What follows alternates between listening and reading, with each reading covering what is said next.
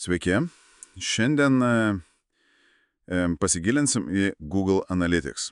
Na, tą įrankį, be kurio turbūt sunkiai įsivaizduojama šiuolaikinė interneto reklamos analizė, ar ne? Tikrai taip. Turim kaip pagrindą neseniai publikuotą straipsnį, kuris kaip tik ir aiškina, kaip Analytics padeda, ne tik matuoti rezultatus, bet ir gerinti pačias reklamos kampanijas. Būtent. Ir mūsų tikslas šiandieną, pabandyti atskleisti tą praktinę naudą verslui, ypač gal tiems, kurie dirba su reklamos agentūrom arba patys bando tvarkytis.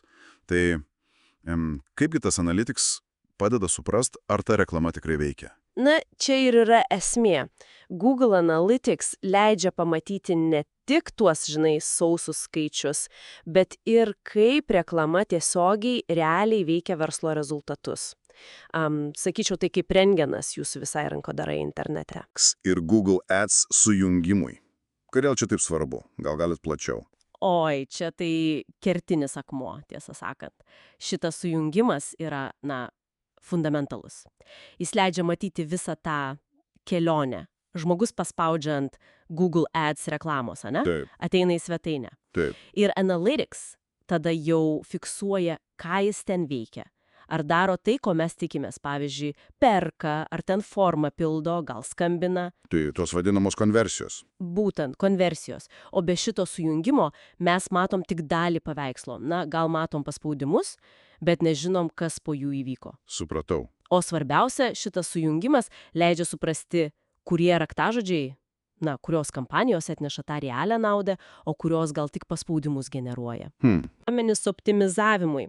Ar jie dalinasi įžvalgomis apie konversijas, ar tik apie srautą kalbą? Nes tai esminis skirtumas. Labai geras patarimas. Gerai, tai supratom, sujungimas leidžia matyti visą vaizdą. Bet tų duomenų pačiam Analytics juk, gausybė. Į kokius rodiklius verslui reikėtų fokusuotis pirmiausia? Kad tiesiog nepasiklystų. Taip, tų rodiklių daug. Srautas, bendras lankytojų skaičius iš reklamos yra tik pradžia. Reikia žiūrėti giliau. Pavyzdžiui, atmetimo rodiklis, bounce rate. Ką jis rodo? Kiek žmonių išėjo, pažiūrėjo tik vieną puslapį? Jei jis aukštas, kažkas negerai. Gal reklama veda ne ten, kur reikia, arba pati reklama klaidinanti. Aha, signalas. Tikrai. Toliau vidutinis sesijos laikas. Kiek laiko praleidžia svetainėje? Ar įsitraukia į turinį, ar tik žvilgsteli ir išeina? Taip. Bet aišku, svarbiausia lieka tos konversijos. Ar lankytojai daro tai, ko mes iš jų norim? Perka, registruojasi, pildo užklausą. Tik tas pagrindinis tikslas. Būtent. Ir galiausiai du rodikliai, kurie atsako į klausimą, ar apsimoka. Tai ROI, investicijų grąža, ir ROAS, reklamos išlaidų grąža. Šitie skaičiai tiesiai parodo, ar išleisti pinigai reklamai uždirba daugiau pinigų. Va čia jau konkreti nauda verslai. Tiksliai. Ypač, kai vertinat agentūros darbą, šitie rodikliai turėtų būti aptariami. Gerai, o tas sujungimas su Ads, matau, atveria daug galimybių analizai. Bet kas nutinka su tais lankytojais, kurie ateina, pasidairo, bet gal iš karto nieko neperka ar neužsako? Ar Analytics gali padėti juos kaip nors, susigrąžinti? Arba gal praleido daug laiko tam tikrame paslaugos puslapyje, bet neišsiuntė užklausos. Supratau. Tokius beveik klientus. Taip, labai gerai apibūdinot. Ir tada per Google Ads mes galime būtent jiems rodyti specialiai pritaikytus skelbimus, priminti apie save, gal pasiūlyti nuolaidą.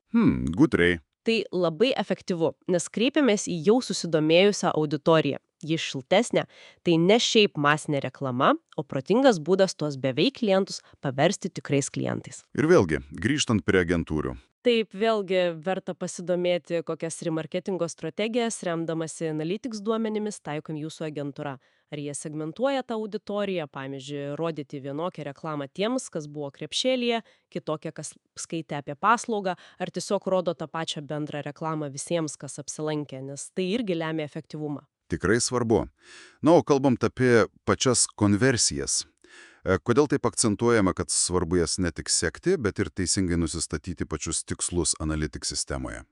Kokia čia prasmė? Todėl, kad be aiškiai apibrieštų ir sekamų tikslų visa ta analizė, ji lieka tokia paviršutiniška. Galim džiaugtis dideliu srautu, bet visiškai nežinoti, ar tas srautas atneša realos vertės verslui. Ta prasme, ar atneša pinigus, ar užklausas. Būtent.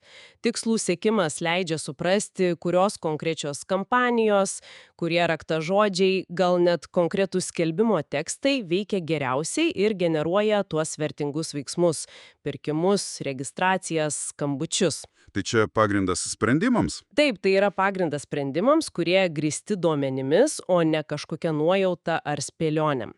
Ir vėl praktinis patarimas. Reguliariai peržiūrėkit su savo agentūra, ar tie Analytics paskyroje nustatyti tikslai vis dar atitinka jūsų dabartinius verslo prioritetus. Gal atsirado naujų svarbių veiksmų svetainė, kurias irgi reikėtų pradėti sekti. Logiška.